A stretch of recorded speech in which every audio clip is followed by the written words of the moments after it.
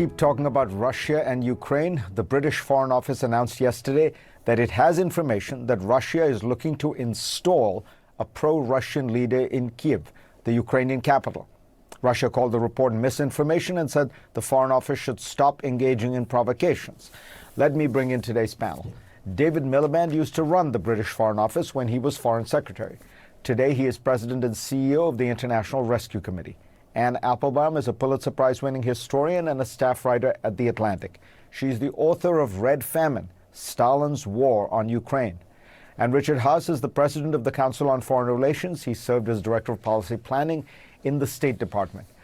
Richard, what the West and the United States principally is trying to do is clearly some mixture of deterrence to keep the Russians at bay and diplomacy. Do you think the Biden administration is getting this balance right? With the exception of the press conference this past week, Fareed, I would say yes. What they've done is essentially said, if you go in, there'll be an economic price to pay.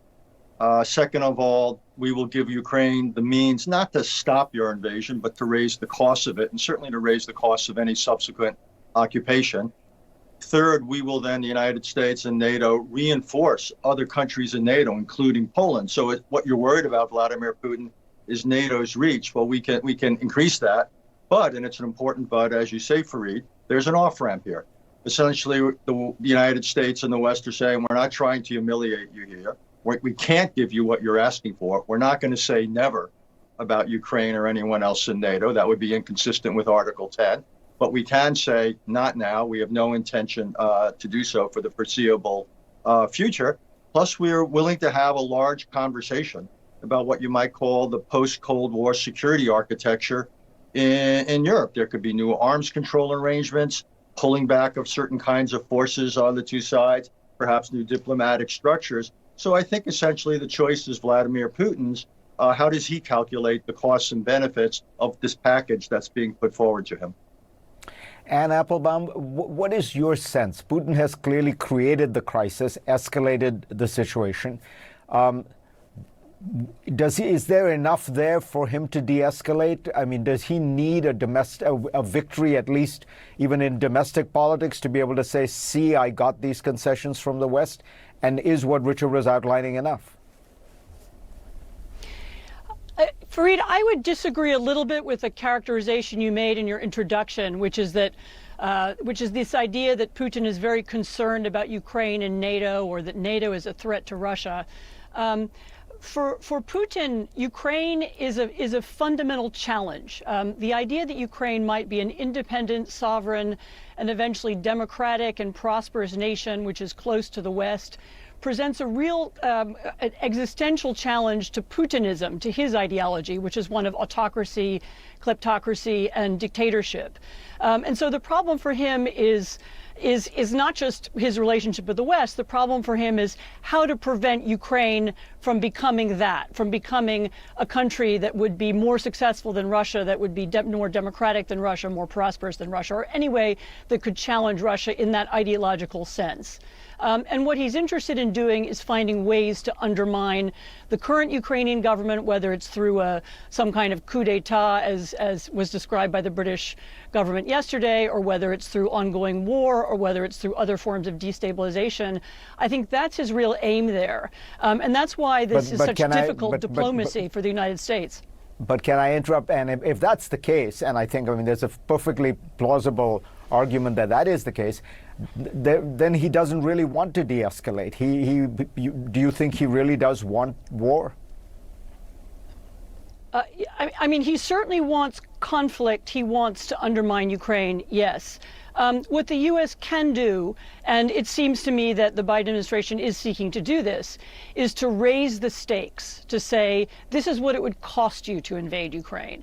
And while raising the stakes, as Richard said, offer him an off-ramp so that at least he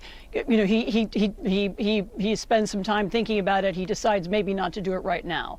But raising the stakes involves military investment in Ukraine. It might eventually involve military investment in NATO, or at least the threat of that. But understanding that this is a really fundamental question for Putin, he wrote a 7,000-word essay about Ukrainian history that he published last summer under his own name. He's said many times that he doesn't recognize Ukrainian sovereignty. Understanding that that's really at the base of this and not an argument about NATO or geopolitics is what's really important. David Miliband, you have negotiated with Lavrov, the Russian foreign minister. Do you think there is a diplomatic off-ramp here?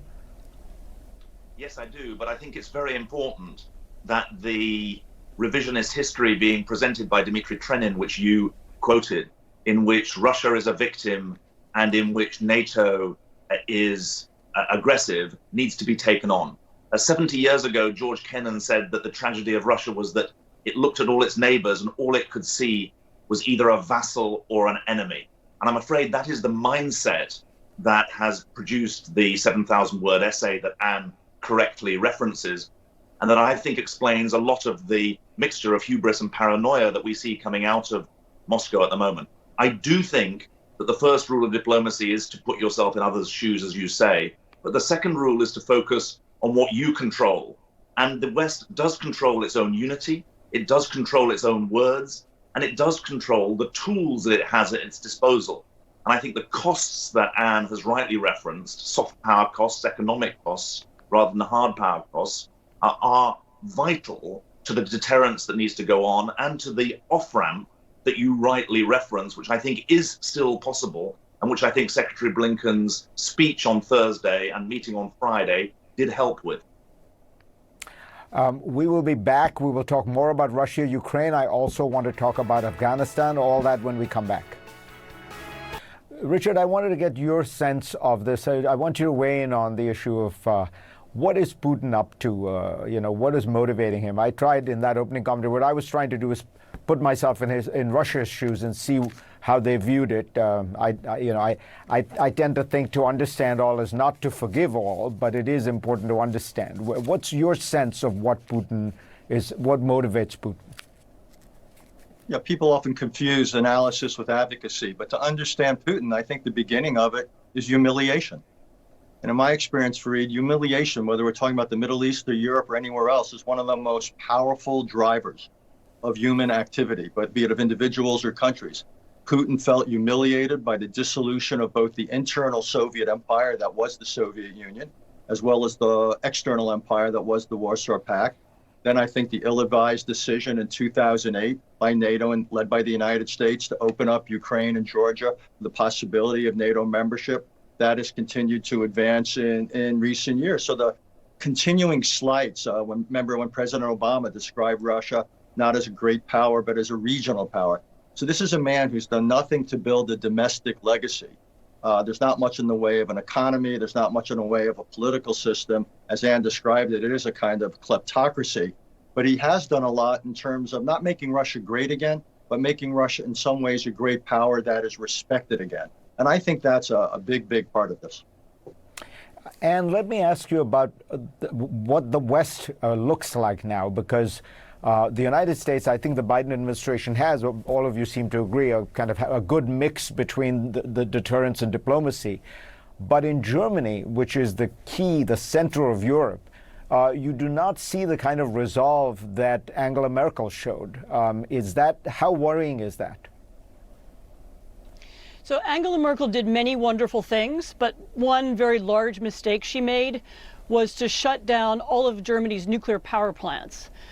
This has made Germany unusually dependent on Russian gas. It has some other sources of energy, but a shutoff of Russian gas would, as you correctly said earlier, would be a major disruption in Germany. In addition to that, there's quite a lot of Russian influence, both political influence, but also financial influence in Germany, all of which makes Germany, in fact, right now quite divided on this question of what to do. And that makes it a kind of unreliable partner, whether whether it's going to be for unified sanctions against Russia or whether it's for helping Ukraine deter Russia. And I think, of course, Putin knows this, and he's playing into this as well. He's a meddler in all of our politics, but including German politics. And one of the really difficult diplomatic tasks of the Biden administration in the case of invasion would be to try to keep the Western alliance, or even just the European alliance, on board. The British, the Poles, the Czechs, the French, the Balts, a number of other countries have given weapons to Ukraine and have said they will help Ukraine deter an invasion, but we don't know what Germany would do, and it's very important that Biden continue to work on them. David, I want you to quickly weigh in on this issue of Western unity, but then I want to ask you about Afghanistan because you're very active there. The IRC is very active there. So first, a quick thought on Western unity. Well, divided houses fall, and it's imperative that words and deeds are aligned by the West. I think that is possible because I think that the actions of President Putin have actually drained support in Germany for some of the attitudes that have led to Western disunity. And there remain some serious strains, but I think this week was quite salutary in healing them. So let's just talk about Afghanistan for a second, because you really are one of the few organizations that is in there, in a sense, is working with the Taliban. Correct me if you will in terms of how you'd characterize that. But the point is, you're there, you know what's going on. How bad is it, and what should the Biden administration do? Yes, we have 2,000 International Rescue Committee staff working in 9 provinces. It's really bad, Fareed. I want your viewers to know that the UN predicts that more people, more Afghans, are going to die of malnutrition than died in the course of the 20 years of war. The UN says that there's a 97% poverty rate in prospect for Afghanistan this year, with 9 million people and 1 million kids on the verge of famine. International Food Insecurity Standard level 4, level 5 is famine. The reason is very simple. After the pullout in August, the economy was frozen. 40% of the economy was government-led international aid that paid salaries. That's been stopped. Another probably 20% was the war economy. And the end of international support for the payment of civil servants, including nurses and teachers, the freezing of Afghan assets has created a liquidity crisis in the banking system. And this is a Western-made policy catastrophe. And I'm afraid it doesn't take much creativity. It just takes clarity and foresight and some strength. And what needs to happen immediately is not just more aid. We need to turn on the economic taps so that not just civil servants get paid, but they can actually cash the money that goes into their bank accounts, which at the moment they cannot do. And we're in the bizarre situation where there's more security in Afghanistan for our staff than probably for 20 or 30 years. But actually, the ability of us to do our work is impossible. I would say that we are running up an escalator that is going down very fast. And while we can do more, the economic situation is so bad that the overall situation is getting worse. All right, stay with us. Next on GPS, we will switch gears a bit and talk about Prime Minister Boris Johnson. It does appear that his premiership is for the first time seriously endangered. We'll talk about it when we come back.